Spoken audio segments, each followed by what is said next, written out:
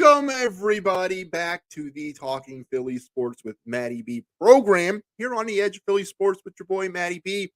On this evening, uh, uh, it's not Monday night. It's not 8 p.m. This is a weird week in Philadelphia sports, and obviously with the Phillies being in the playoffs, has thrown everybody's schedules kind of up in turmoil. So we're in a get in where you fit in mode here on the Edge of Philly. And so I'm recording this show right now. In reality, it's Tuesday night, October the 10th. This, I think, will be showing some point on Wednesday, the 11th. But that's the reason why, you'll be watching this show at an odd time of day in the week. Typically, obviously, Monday morning. Mondays at 8 is my slot. But due to the Phillies and their playoff run, ooh, it still stings to talk about that, or even think about the Phillies right now after what happened last night. But due to the situation with the Phillies, we're all of our shows are kind of in as I mentioned, get in where you fit in mode. So, but we're here, and I will never let this thing go without a fight, meaning the program. So. It's great to be back for another week, and boy, there is a plethora of stuff to speak about tonight in the Philadelphia sports scene. It's that wonderful time of the year where all four teams are in action in some way, shape, or form. And we speak we speak a lot about a lot of the three of them. Obviously, the Sixers. I don't have the strength for the Sixers at this point, but we're going to speak heavily tonight about the other three. The Eagles, of course, coming off of the 23-14 win over the Rams. My main man, Kyle Quinn, will be joining me here in about 2 minutes. And we're going to do the Birds breakdown with Kyle Quinn's segment. Kind of get reacquainted with Kyle because he wasn't on last week as I kind of did the thing solo. We're going to get into some Phillies talk about what happened last night. We had some time. Do you feel better? I don't know, but we'll try to make some sense out of everything that went down last night. And of course, the Philadelphia Flyers. The Flyers will be dropping the puck in about 48 hours to start their 2023-24 season. Their schedule. The roster is out. We'll get into a little bit about that, as well as what maybe you can expect from the Philadelphia Flyers this year and what would constitute a successful season. I'm also going to reveal my Week 6 NFL picks, as I do every week on this program. But before we get into the Birds Breakdown segment, let's get things rolling here as we do every week on the program. And that is your day in Philadelphia sports history. And I go all the way back to the year 1979. Again, a year in which I was alive, but yet young, not old enough to really mean anything. But on this night, or I should say on this night, as in the October the 11th, in 1979, Brian Propp, my all-time favorite Philadelphia Flyers player, debuted for the Flyers in a game against the New York Islanders. Propp made his debut, and he scored a goal. And of course, it was one of many goals that Brian Propp would score as a member of the Philadelphia Flyers, 395 to be precise. I think he finished with over 430 goals for his career. He did go on stops elsewhere after he left Philadelphia at the end of his career, but Propp, an all-time fan favorite here. Again, my favorite player, number 26. I have a Brian Propp jersey. Yes, I do. And had the opportunity to interview Brian on my other show years ago. When I first got into this, Brian came on and we did about a 2-hour interview. It was obviously a dream come true. I have an opportunity to talk to one of your idols growing up. So on this night back in 1979, Brian Propp debuted for the Philadelphia Flyers, beginning a career that would be just a stellar career as a Flyer. Brian was obviously one of those players that was the new generation coming out of that 70s run era, Bob Clark, Bill Barber, Bernie Parent type led teams, and transitioning into what would become the Mark Howell, Tim Kerr, Dave Poulin, Rick Tocchet, Pelly Lindbergh, Brian Propp type team. So he was part of that transitional period for the Flyers as they were transitioning. But Brian had the opportunity that year to actually go to the Stanley Cup Finals. It was the year the Flyers lost to the Islanders. But But on this date, back in 1979, Brian Propp debuted for the Flyers, and that is your day in Philadelphia sports history. Brought to you by the good folks here at the Talking Philly Sports with Matty B program. So while we wait for Kyle, I guess we can transition uh, to the Flyers. In about 48 hours, the Flyers will start their season, and you know, I know it's almost not even a thing that people want to talk about anymore. The Flyers are so irrelevant on the Philadelphia sports landscape. It's only really the hardcore of the hardcore Flyers fans that actually still even care anymore. But there's some steps being taken, and there are. I truly believe that there's some steps being taken. I had the opportunity to talk to Jim Jackson a few weeks ago. Maybe he was wearing his orange and black sunglasses a little bit, but I think the intent of what is happening now, and we got to kind of keep it in context. Like knowing is half the battle. Remember the old GI Joe thing back in the day in the '80s, right? And the Flyers obviously know there's a problem, and they got half the battle under. And but that's more than what the other regime was willing to tell us. Even though they might have recognized the problem behind closed doors, by some of the moves that Chuck Fletcher made, it didn't seem like he did. But now they know there's a problem, and they know what the fix is. It's just a matter of now getting towards that fix. And unfortunately, and this is where the bad part comes in. You got to play the games. You got to break the eggs to make the omelet. And right now, the season, which is, actually we're starting right now in the NHL tonight. Um, the Flyers are going to get going here in 2 days. They're going to start breaking their eggs here in 2 days, and it's not necessarily going to be a great season. The Flyers weren't a bad. I mean, they were a bad team last year, but they were a very competitive team. They were a lot like what John Tortorella said they were going to be. They were going to be a team that was scrapping. They were going to be a team that would be competitive. They were going to be a team that very rarely got blown out. They were going to work hard. The problem was they're just not that. They weren't that talented. They're not any more talented this year than they were last year. On now, getting Sean Couturier back and Cam Atkinson back is going to help. But we did jettison some players along the way. Kevin Hayes, JVR, Ivan Provorov are no longer here. So it's almost like addition by subtraction, but it's obviously about the kids. And I don't doubt that the Flyers will be a competitive team. And what I mean by that is I don't doubt that the Flyers will work hard every night. Are they going to win a lot of games? Probably not. Are they going to win more than they won last year? Potentially, right? Are they going to make the playoffs? Probably not. If they do make the playoffs, that would obviously be a great surprise. But the Flyers, I mean, the bottom line is they lack talent. They have some talent coming in the pipeline. Matt V. Mishkinoff and Cutter Gutier. Those are players that are potentially going to be here within the next couple of seasons to provide some of that high-end talent. But right now, the Flyers don't have any high-end talent. And you can be the scrappiest group of players ever come down the pike. You're just not going to win a Stanley Cup without talent. And that's just the reality. So are they going to give teams fits this year? Yeah, I think they will. Are they going to give the fans fits? Yeah, I think they will. But I definitely think they're trending in the right direction. And yesterday, the Flyers finally made their final roster moves, and they cut all the players they needed to cut. And here you are, Flyers. They're going with Cam Atkinson, Bobby Brink, who makes the team out of camp. Great story there. Noah Cates, Sean Couturier, DeLorean, Farabee, Forrester, Frost, Hathaway, Konechny, Lawton, Paling, and Tippett are your forwards. So there you have your forwards. Defenseman, Emil Andre, again, another great story, makes the team out of camp. Travis Sanheim, Nick Seeler, Mark Stahl, Sean Walker, Cam York, and Igor Zamula are your defensemen. The Flyers decided to go with three goalies, Sam Ersson, Carter Hart, and Felix Sandstrom, and Ryan Ellis, of course, and Rasmus Ristolainen will start the season out on injured reserve. Now, let's get into some of these moves. Let's talk about the goaltending situation right off the bat. Three goalies, which is it shocking a little bit?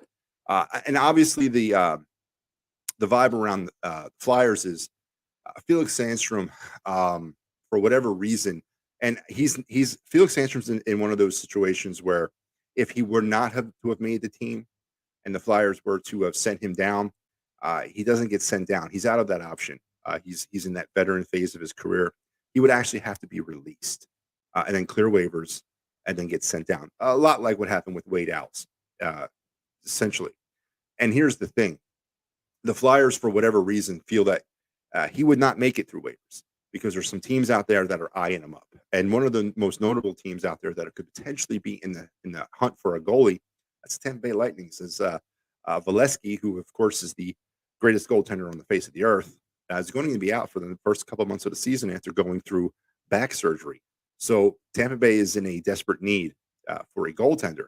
So instead of cutting him and then losing him essentially for nothing, the Flyers decided to give him a roster spot. Now, how far are they willing to ride Sandstrom? I don't know because it's not going to change his status. Or do they eventually trade him?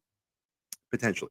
That would probably be my biggest or the number one thing that I think they're going to do with him is eventually move him.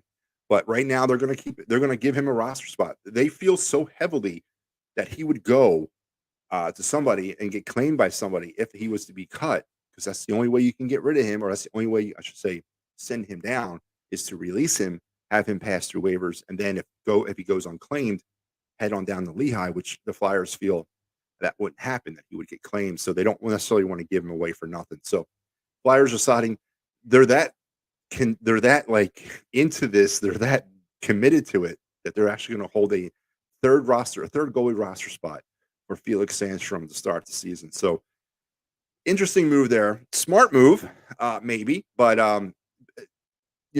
potentially see Sandstrom be moved here within a few weeks or maybe a couple months into the season, depending on what the situation with the Lightning work out. And then, of course, other teams, if they are going through some goalie turmoil. But the Flyers also have to be careful, too, with their goalie situation. I don't want to repeat of a couple of years ago where we heard it in 8 different goalies here because we couldn't keep anybody healthy or they couldn't play.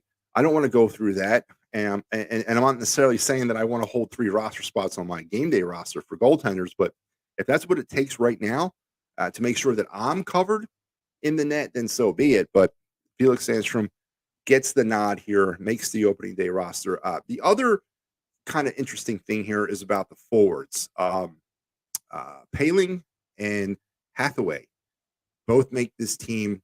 They were players that were signed as free agents into the in this past offseason. A lot of people are kind of confused.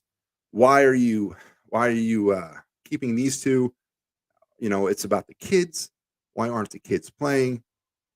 And so why is Hathaway and Paling making this team? Why is Nick Seeler still here?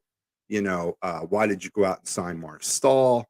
Why is Sean Walker still here? But Sean Walker's here mainly because of cap issues. But there's been some talk about the veteran presence on this team when you're very public by saying that you're here to give the kids an opportunity. And this is how I kind of look at that. All the players that I mentioned, Paling, Hathaway, Walker, Stahl, they do not factor into the future of this organization at all. They factor into the present day of this organization. And, at the end of the day, we do want to have a somewhat competitive team or a team that gives us somewhat of a chance to win hockey games every night. And those veteran players give us a better chance than going ahead with a team full of young rookies. I mean, there's a business side to this too. We got to keep the people coming in. We got to keep the butts in the seat. And very, very specifically, these veteran players will eventually lead to trades for young draft assets or minor league assets, that kind of thing. So I'm not really that spun up around the Hathaways and the Palings and the Stalls and the Sealers and the Walkers of the world making this team out of camp. Defensively, the Flyers don't have any other options. They don't even have enough defensemen. If they were to go with all kids, there's not enough NHL-ready defensemen on this team without some help from some veteran players. So I'm okay with that. I'm not going to get totally wrapped around the axle of, well, it's a youth movement. So why are some of these younger players? Why aren't all the younger players playing? And why do we have so many veterans on this team making the opening night roster? The opening night roster is somewhat fluff and circumstance too. I expect a revolving door expressway, if you will, between Lehigh Valley and Philadelphia for pretty much the start of the season all the way to the end. But obviously coming out of camp, this was the roster that John Tortorella thought was the best for what he has to work with to start the season. So I don't know really why people are getting so wrapped around the axle when it comes to this. The Flyers are what they are. We want to get a product out in the ice that can at least compete. You obviously want to give the young players an opportunity to play, but you don't want to throw them to the wolves at the same time. That's just not how it works. You're going to actually do worse or harm to those players versus doing any good to them. So that's your Philadelphia Flyer opening day roster. Let's take a look at it one more time. They will get things going here Thursday night in Columbus as the Flyers will battle the Ivan Provorov, Johnny Hockey, and Fantilli led Columbus Blue Jackets. So should be an interesting game to get things going off the bat. And of course, here on the Edge of Philly Sports, don't forget, we're going to be coming back at you with our Flyers postgame show, Clear the Ice, a show that I have the privilege of hosting along with Mike Laro, Big Al, and the Gobbler, Pat from Ambler. We will not be on Thursday night because it's going to conflict with the Phillies postgame, but we will be making our debut on Saturday afternoon after the Flyers and Senators game. So check out, make sure you're looking out for Clear the Ice as well as all the other great stuff here on the OP.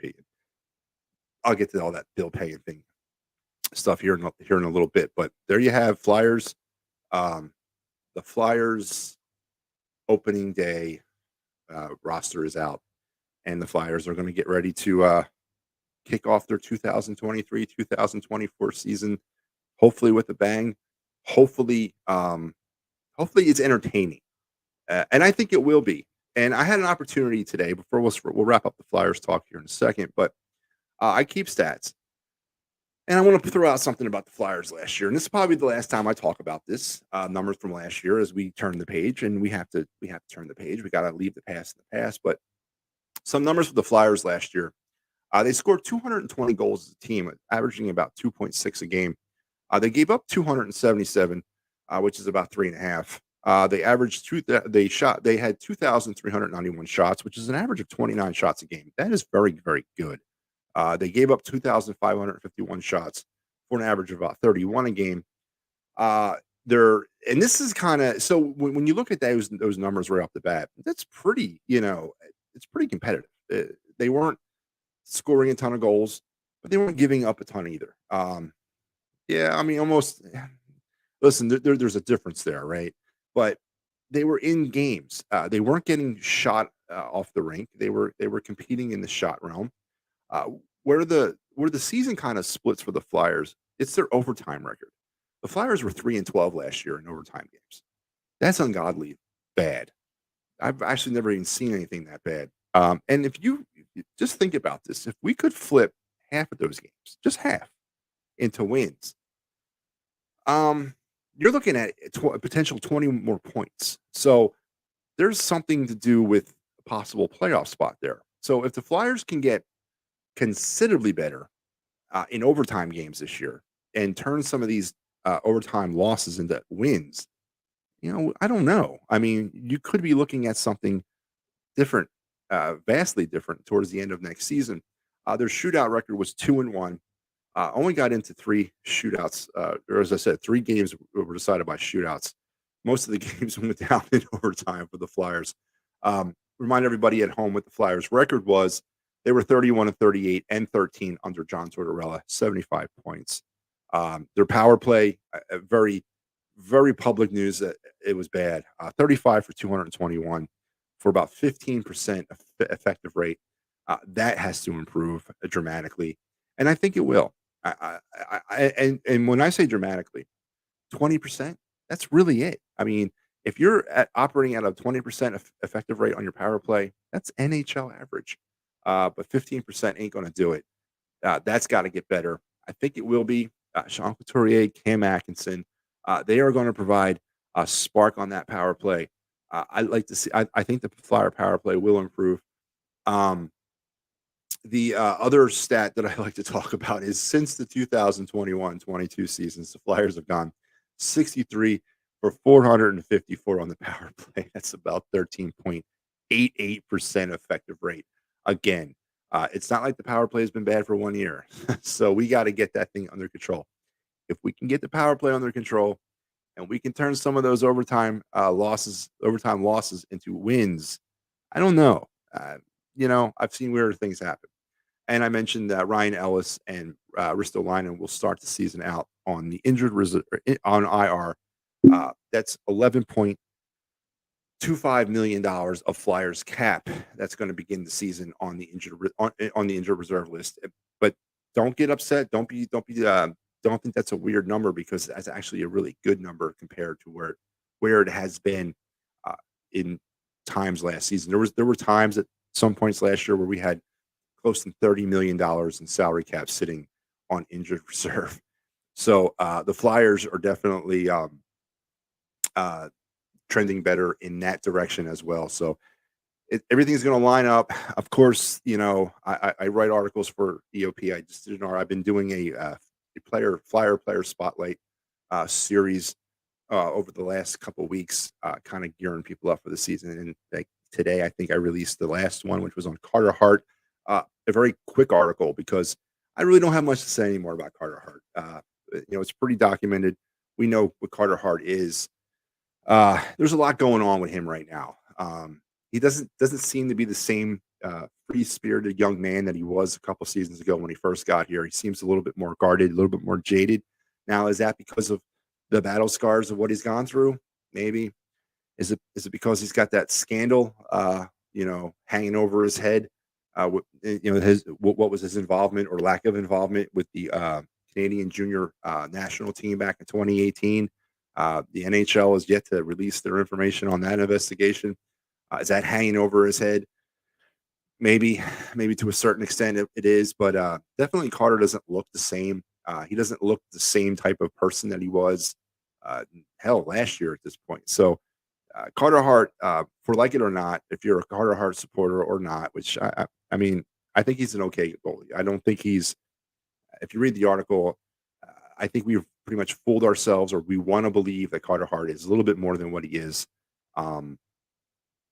But like it or not, and whether he is the man in the net or not, Carter Hart holds, I think, the future of this rebuild pretty much in his hands. Because if he's that goalie that we want him to be, or we think he can be, that solves a problem for years to come. A problem that we've been trying to solve for 30 some odd years. If he's not, then the Flyers need to identify that as quick as possible, and then pull the trigger on a trade that could potentially alter the organization in terms of assets, draft picks, whatever the case may be. So check out those articles. They're all over the EOP homepage, or on the webpage. They're on EOP. So Flyers are definitely getting ready to throw it down here over the next couple nights, and like it or not, it's here. I think it's a great time of the year. I'm excited that the Flyers are back, and really, really, really looking forward to their season, as I do every year.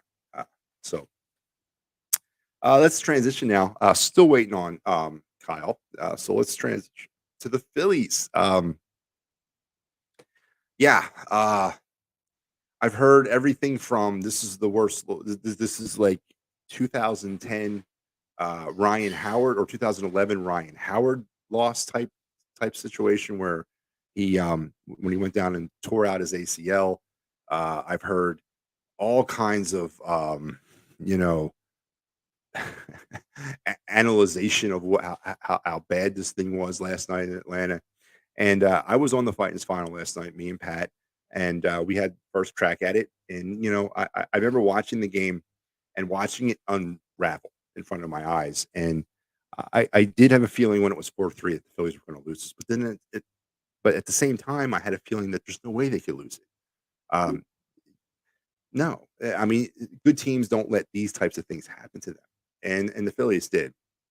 And I said it on air. I said this thing on during the Fightins final. I said where I think the blame lays.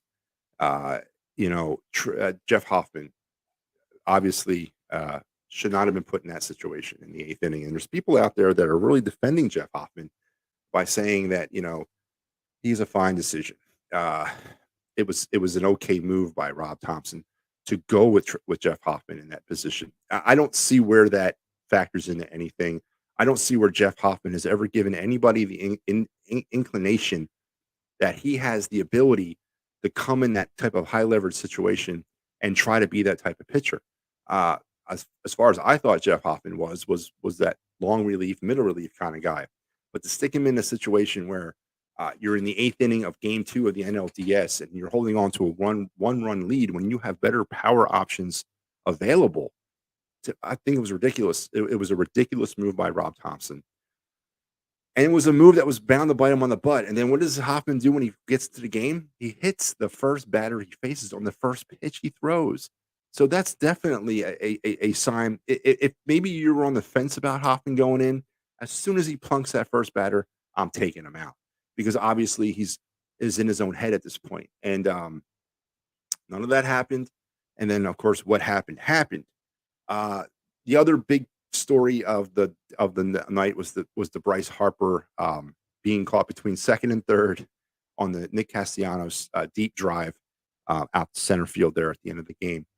When I was doing the final, I actually had no problem with that. I really didn't. I think off the bat, it looked like it was going to find something. I don't know if it was home run distance. It really wasn't, but I thought it was going to at least go against that wall. Harris made a great play, a leaping play. I don't blame Bryce Harper for being where he was at that time. I don't, because he was by hell or high water going to score. And that was his number one intent, was to score and tie the game up. So no, I don't know. Maybe I'm confused, but I don't have an issue with that. I don't. The Phillies this season, you can see this if you watch the Phillies game. If you watch the Phillies game this year versus last year, they've made a concerted effort to be a lot more aggressive on the base paths. And it's worked out well, and it's had some other ramifications as well. They obviously have players now with Trey Turner, Christian Pache, Johan Rojas that are more apt to be that way on the base pads.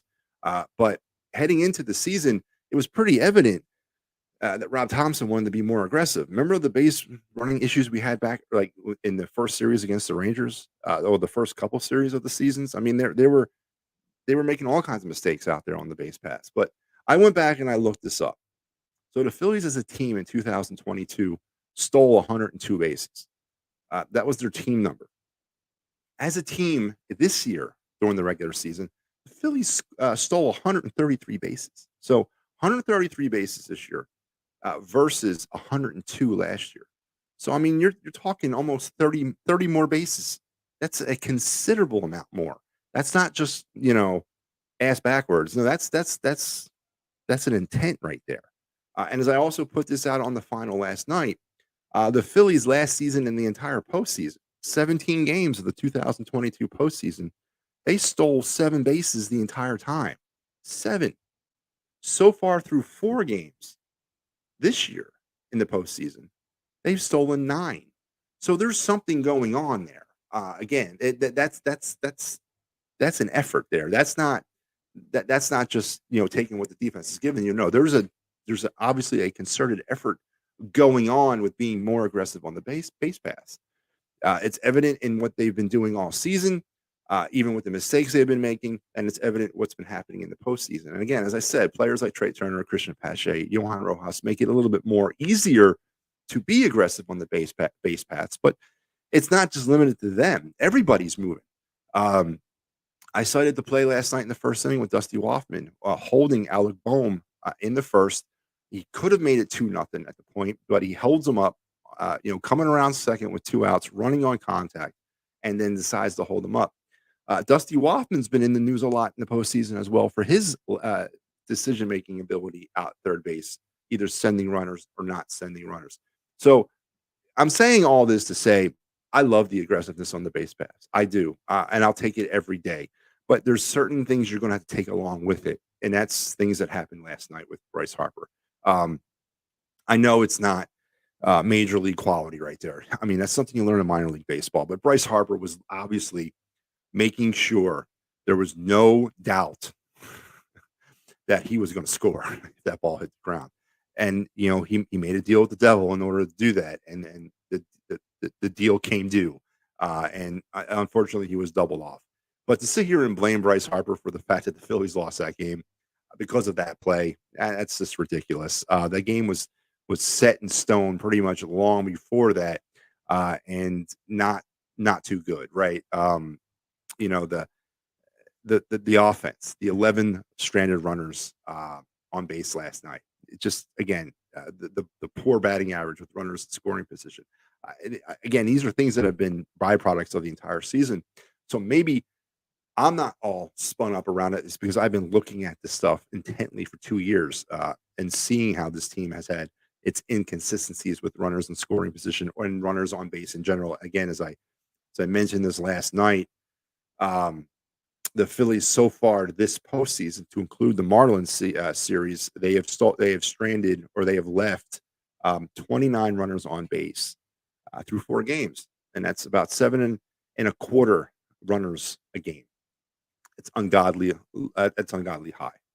Now their opponents, meaning the Marlins and the Braves, have stranded 27 runners on base, which is about 6 3/4. So I don't know. Does it balance out? Is this the new era of baseball? I've always maintained that I'm never going to accept that. Just like I don't accept the crap about the strikeouts being out of control, which they are. I don't accept that as an acceptable form of playing baseball. You get runners on, you got to get them home. You got to make contact with the ball. You just can't go up there and flail and strike out. I'm never going to buy into that. I'm never ever going to buy into it because it's not baseball. But yeah, 7 1/4 runners they leave on base a game so far this postseason. Runners in scoring position 9 for 39, a 230 batting average.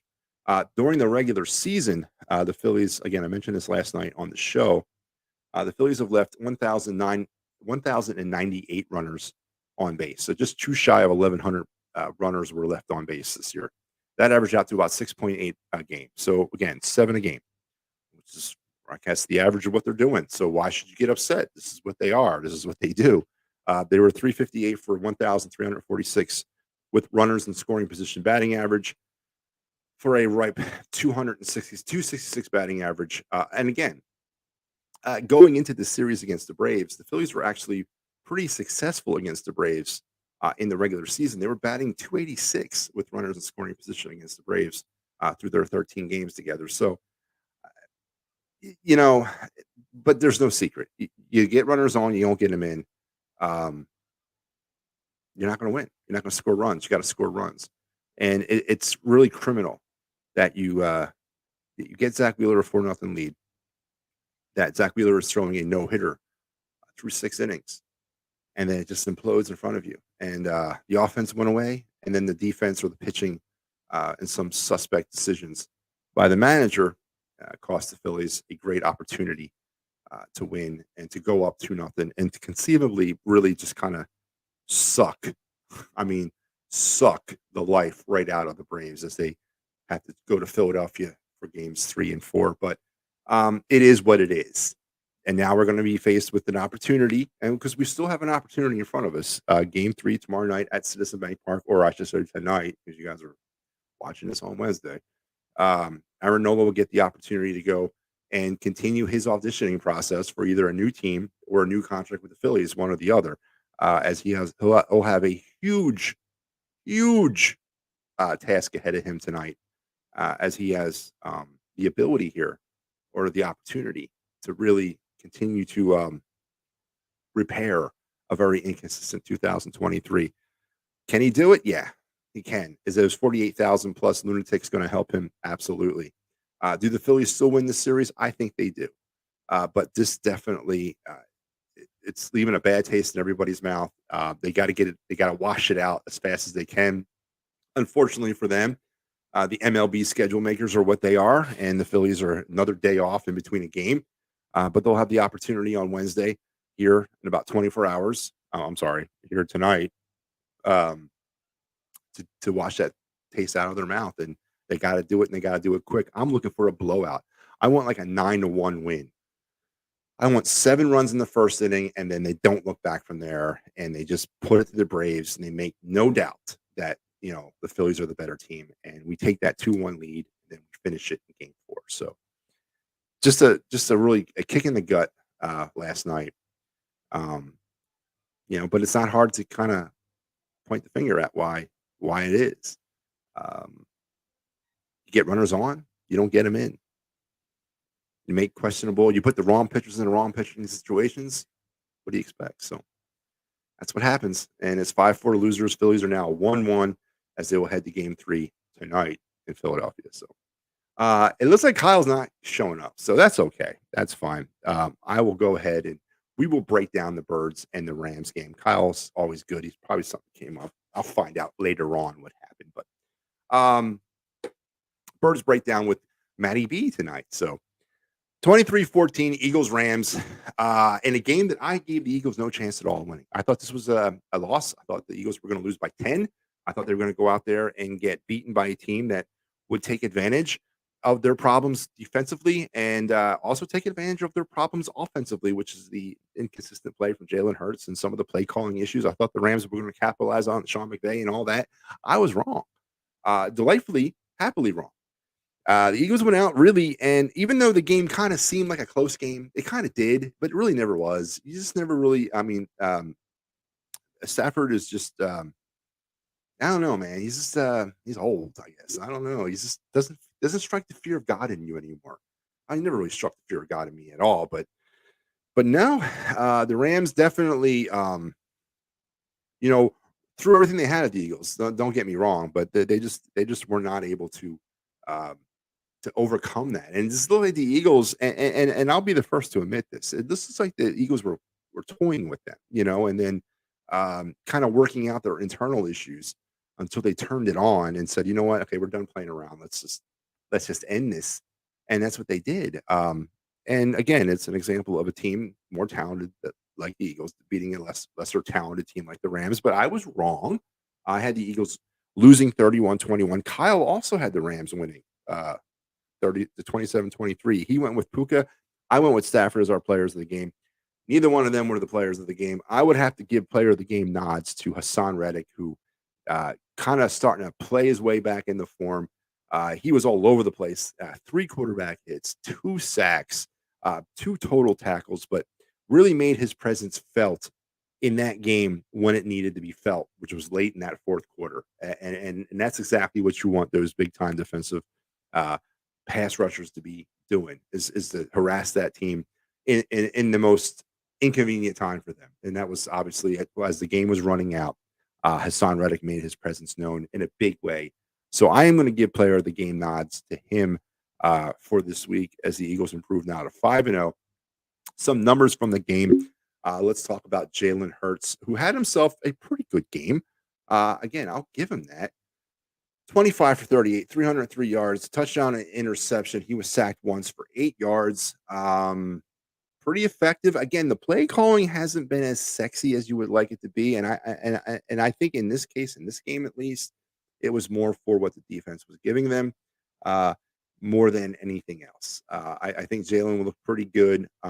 Still, some of the play calling, and we'll get into the red zone issues here in a second, but some of the play calling is it's not sexy, but it's questionable. On the rushing side of things, DeAndre Swift, 17 carries for 70 yards.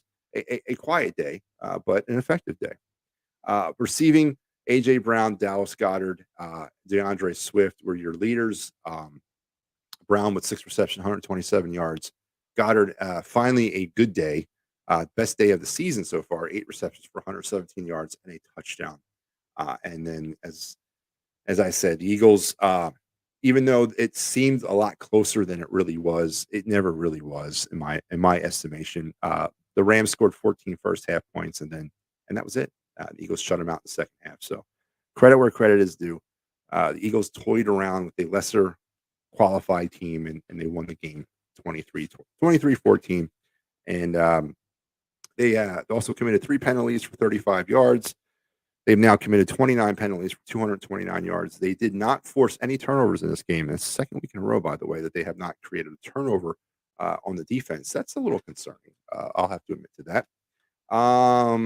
Again, 17 first half points for the Eagles, 6 second half points for the Eagles. They've scored now. They're averaging 15 first half points and 14 second half points on the season. They did commit one more turnover, so that's the 5th turnover of the season. The defense got to Stafford 4 times for 27 yards. The Eagles now have sacked their opposition's quarterback 15 times for 100 yards on the season. Now, the one stat that is not looking good, and it seems to be getting worse and worse every week, that's that red zone proficiency. On Sunday, the Eagles were 2 for 6 in the red zone. On the season now, 8 for 24, a 33% clip, and that's where my concerns lie with this team right now is that they're moving the ball up and down the field. But whereas last season there was no question what they were doing with it, it seems the play calling down there in the red zone is a little pedestrian and doesn't seem to be getting any better.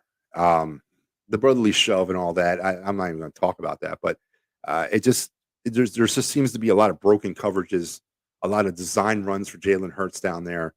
Just not in my opinion what you want when you have so many weapons. Uh, I just 8 for 24 in the red zone through 5 games is not good. And that's a stat that the Eagles are going to have to clean up. They've been able to like survive that with field goals because of the competition they've been playing. But we're getting into that part of the season where they're going to need touchdowns. They're going to need as many touchdowns as they can get. And 8 for 24 through in the red zone this season, just to me, is not good enough right now. They got to clean that up. And they have an opportunity again on Sunday against the Jets, a team that's nothing like it was when the season started, to kind of capitalize on beating a team with lesser competition before they got the Dolphins coming into town next week. But yeah, I'm not happy with the red zone proficiency, but overall, it's another win. They're 5-0, and you got to be you got to be optimistic. They're finding ways to win when their play is not that good. So, and that's what good teams do, right? We've always said that. That's what good teams do. Now let's transition to those said New York Jets. The Jets will come in, or the Eagles will go there. Jets are 2-3. Obviously, not the season they expected after signing Aaron Rodgers and then losing him 4 plays into his career as a New York Jet. Zach Wilson has been. Listen, what's going on with the New York football teams, man? And their inability to draft quarterbacks. I mean, you got Dan Jones just destroying the Giants, and now they decide that Zach Wilson is the man to replace Aaron Rodgers when you have a few free agent quarterbacks laying around out there, Carson Wentz being one of them, and they don't even bother bringing them in. And how bad has Carson Wentz fallen from the heavens? He can't even get a stinking job with the Jets. I mean, goddamn. Quarterback obviously is the most important position on the football field, but does anybody do it any worse than the New York-based football teams when it comes to evaluating and judging quarterback talent? Boy, I mean, it just doesn't. It seems inconceivable that a fan base would put up with that. But they have, and Zach Wilson's going to get his opportunity here on Sunday against the Eagles. As far as the game goes, uniform-wise, neither team has announced what they're going to be wearing. More than likely, the Eagles are going to go with something along the lines of the white shirts, the green bottoms, or the Wentz whites. Jets probably go with the emerald green tops and the white pants. Again, that hasn't been formally announced. Weather is going to be somewhat of an issue at the Meadowlands here, or MetLife, whatever you got to call it anymore. On Sunday, rain. What a shock. Rain is in the forecast for Sunday as the Eagles are getting back more into their groove when it comes to playing inclement weather. They had 2 weeks of good weather. Now it's back to the status quo of rain. So that could play a factor in Sunday's game. The rain at the Meadowlands. It's a late game. It's a 4:00 start. Of course, it's a 4:00 start. Yeah, and again, we only have 3 1 o'clocks, and this isn't one of them. As for the injury report for the Jets, let's look at the Jets injury report right off the bat. Again, this is Tuesday or Wednesday.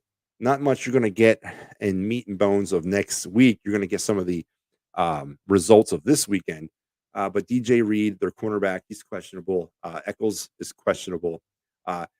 Vera Tucker was out last week, but he's got he went down in the game. So he could. That's a huge loss for the Jets heading into this week. This, as of yesterday, said that he needed to get an MRI. So more on him. So some considerable dinged up injuries there for the Jets. Vera Tucker, obviously one of the big ones as they get ready to deal with the Eagles. As far as the Eagles and their injury concerns, let's take a look at that again. Coming out of the game yesterday, Nakobe Dean continues to be, but actually, no, I'm sorry. Nakobe Dean will be coming back, has been reinstated from the IR, so activated as of today. Wow. So we'll see how that works out for him. Tuvalu is questionable. Rashad Penny, I don't know why he's questionable. He hasn't played all season. Fletcher Cox kind of still dealing with the injury that kept him out of last week. He's questionable. Sidney Brown questionable. Cam Jurgens still on injured reserve as well. And of course, Devontae Maddox done for the year. So big news there. Nakobe Dean activated as of today. Wow, I just saw that. So that could definitely change things for the Eagles heading into this week, especially in a dinged up New York Jet offensive line. Heading into Sunday's game, I think this is going to be a status quo game that the Eagles have played all season. I think it's going to have the same script that it's had all year long for the Eagles against these opponents. I think Aaron Rodgers changed this game a little bit.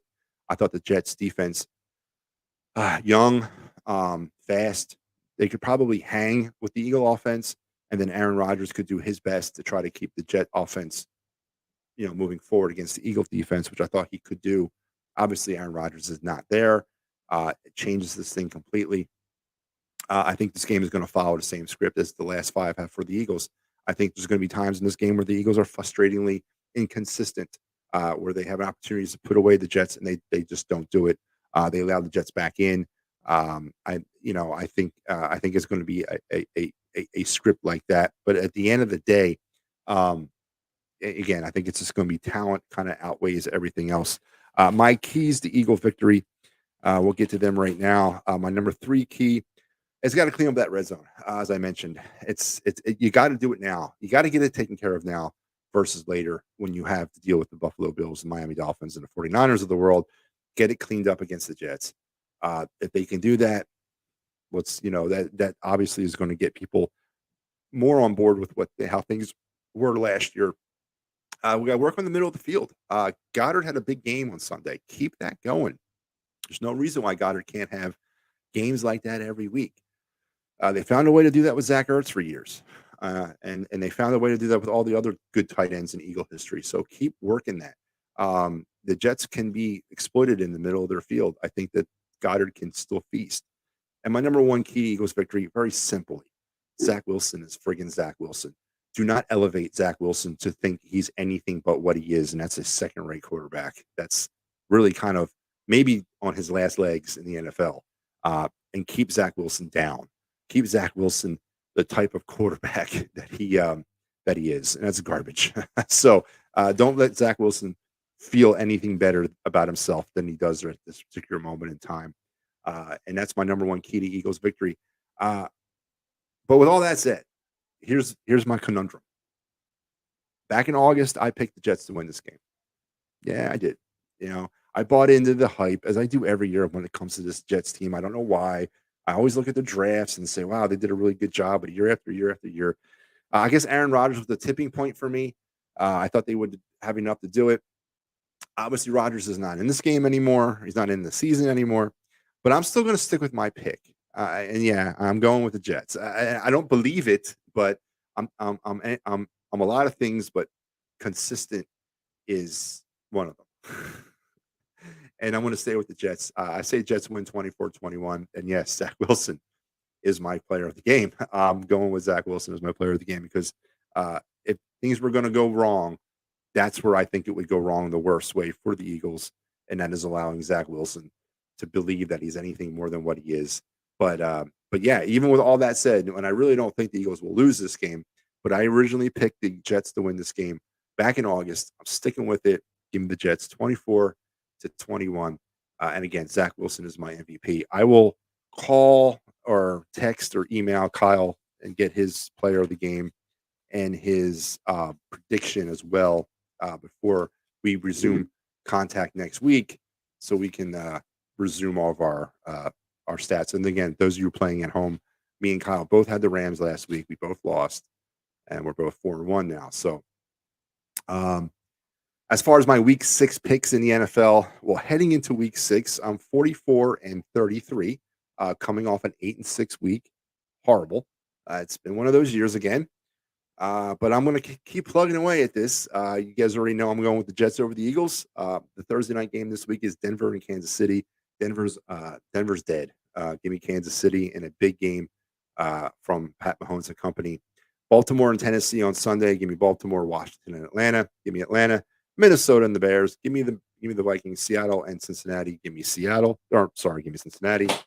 San Francisco and Cleveland. Give me the 49ers. Miami and Carolina. Give me the Dolphins. Jacksonville and Indy. Give me Jacksonville. New Orleans and the Texans. Give me give me the Saints. Vegas over the Patriots. Rams over the Cardinals. Detroit over Tampa Bay. Buffalo over the Giants on Sunday night. And the Chargers over the Dallas Cowboys on Monday night. And there you have my Week 6 picks for Week 6. And folks, it's going to wrap me up. A big show tonight. All three teams, a huge topic. We got to put last night behind us, and we got to get back behind the Phillies, and hopefully they can find a way to get this thing straightened out and take this serious, because if they don't win this series, Game 2 is going to haunt me till next playoffs. Straight up haunt me. So they got to figure a way to get this thing back on track, which I think they will. Eagles coming off of another impressive win over a less talented team. I think that trend continues on Sunday, even though I'm picking the Jets to win, because as I said, I picked them back in August. So I'm sticking with it. The Flyers getting ready to start their season on Thursday night. Veteran-laden roster when it's the youth movement. Get over it. You got to keep a competitive product on the ice. The kids will get their time. Let the veterans try to be mentors to these kids as well. There's players that have years and years of NHL experience. They're going to impart some of that experience before they are traded. So get over yourselves. Let the veterans be veterans. They do deserve certain things for getting to certain points of their career, and we need to get competitive hockey going. So I think the youth movement will have its time here, obviously, but the Flyers will get things started, and yeah. So hopefully we'll be back next Monday night. I think we will be, barring any. I don't think the NLCS will start next Monday, but barring anything suddenly changing, we will be back next Monday night. And here is the lineup for the rest of the week here on the Edge of Philly Sports. We got you covered in every aspect of your Philadelphia sports day. And also remember, if you're anywhere in the Ridley Park area of Delaware County and you're wanting to try to catch anything, any sporting event, game, or whatever, head on down to Dolan's at 24 East Sellers Ave in Ridley Park. Quizzo music, great times. Remember the giveaways. Sorry, you never know who might come through the door. And Sherry's Ticket Town for all your concert, sports, and theater tickets, to include Phillies playoff tickets. Yeah, that's right. If you got to get down to the bank, we need you. We need everybody down there tomorrow, and making sure that we put down the dog that is the Atlanta Braves. Save an additional 10% on all your purchases with the promo code EOP10. And Philly Sports Trips, they just got back from LA.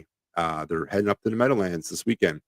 A little too late for those two trips, obviously, but get on over to the website at www.phillysportstrips.com. Check out all they have to offer. And then if you have any workman's compensation, motor vehicle accident, personal injury, or criminal law, Dave Cherry at 610-565-0300. And that's going to do it for me, folks. Thank you for joining me on this Wednesday. And I hope you have a great rest of your Philadelphia sports week. And remember, that is the news, and out of here.